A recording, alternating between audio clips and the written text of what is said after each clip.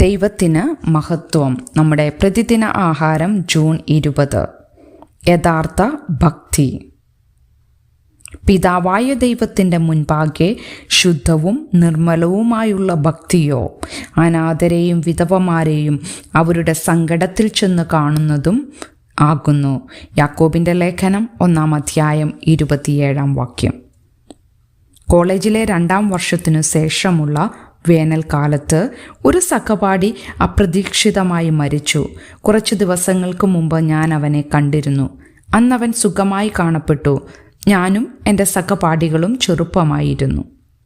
ഞങ്ങളുടെ ജീവിതത്തിൻ്റെ പ്രധാനമെന്ന് ഞങ്ങൾ കരുതിയിരുന്ന കാര്യങ്ങളിൽ ജീവിതകാലം മുഴുവൻ സഹോദരിമാരും സഹോദരന്മാരും ആയിരിക്കുമെന്ന് പ്രതിജ്ഞയെടുത്തിരുന്നു. എന്നാൽ എൻ്റെ സഹപാഠിയുടെ മരണത്തെക്കുറിച്ച് ഞാൻ ഏറ്റവും കൂടുതൽ ഓർക്കുന്നത് എൻ്റെ സുഹൃത്തുക്കൾ അപ്പോസ്തലനായ യാക്കോബ് ശുദ്ധമായ ഭക്തി എന്ന് വിളിച്ചത് ജീവിതത്തിൽ പ്രാവർത്തികമാക്കിയതിനു സാക്ഷ്യം വഹിച്ചതാണ്. സഹോദര കൂട്ടായ്മയിലെ പുരുഷന്മാർ മരിച്ചയാളുടെ സഹോദരിക്ക് സഹോദരങ്ങളെപ്പോലെയായി. അവർ അവൻ്റെ മരണത്തിന് വർഷങ്ങൾക്കു ശേഷം അവൻ്റെ സഹോദരിയുടെ വിവാഹത്തിൽ പങ്കെടുക്കുകയും അവൾക്ക് കുഞ്ഞു ജനിച്ചപ്പോൾ കുഞ്ഞിന് പാരിതോഷികങ്ങൾ നൽകുകയും ചെയ്തു. അവൾക്ക് വിളിക്കേണ്ടി വരുമ്പോഴെല്ലാം അവനെ ബന്ധപ്പെടാൻ ഒരാൾ അവൾക്ക് ഒരു സെൽഫോൺ സമ്മാനിച്ചു. യാക്കോബിൻ്റെ അഭിപ്രായത്തിൽ ശുദ്ധവും നിർമ്മലവുമായ ഭക്തി അനാഥരെയും വിധവമാരെയും അവരുടെ സങ്കടത്തിൽ ചെന്ന് കാണുന്നത് ആകുന്നു. എൻ്റെ സുഹൃത്തിൻ്റെ സഹോദരി അക്ഷരാർത്ഥത്തിൽ അനാഥയായിരുന്നില്ലെങ്കിലും അവൾക്ക് അവളുടെ സഹോദരനില്ലായിരുന്നു. അവളുടെ പുതിയ സഹോദരന്മാർ ആ വിടവ് നികത്തി.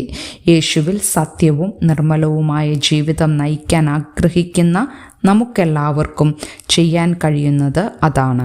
ആവശ്യത്തിലിരിക്കുന്നവരെ പരിപാലിക്കുന്നതുൾപ്പെടെ ചെയ്യുന്നവരായിരിക്കുക. ദൈവത്തിലുള്ള നമ്മുടെ വിശ്വാസം. ദൈവം നമ്മെ സഹായിക്കുന്നതനുസരിച്ച് ലോകത്തിൻ്റെ പ്രതികൂല സ്വാധീനങ്ങളിൽ നിന്ന് നമ്മെ തന്നെ കാത്തു സൂക്ഷിക്കുമ്പോൾ നമ്മുടെ വിശ്വാസം ദുർബലമായവരെ കരുതുവാൻ നമ്മെ പ്രേരിപ്പിക്കുന്നു. എല്ലാത്തിനുമുപരി അത് ദൈവം അംഗീകരിക്കുന്ന യഥാർത്ഥ ഭക്തിയാണ്. ചിന്തിക്കുക, യഥാർത്ഥ ഭക്തി പ്രാവർത്തികമാക്കുന്നത് നിങ്ങൾ എങ്ങനെയാണ് കണ്ടിട്ടുള്ളത്? നിങ്ങൾക്ക് എങ്ങനെ മറ്റുള്ളവരോട് യഥാർത്ഥ വിശ്വാസം പ്രകടിപ്പിക്കാനാകും? ദൈവത്തിന് മഹത്വം.